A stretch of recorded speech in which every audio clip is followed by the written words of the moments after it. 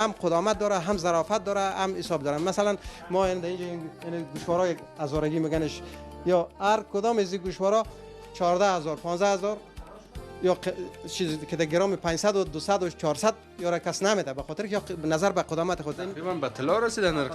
به طلا رسیده. اون هر کار نظر چیزیست. ما این مثال در اینجا این چوریا داریم، هر رقم یکی توسط ماشین ساخته میشه، یکی توسط کاست میشه، یکی توسط دست ساخته میشه.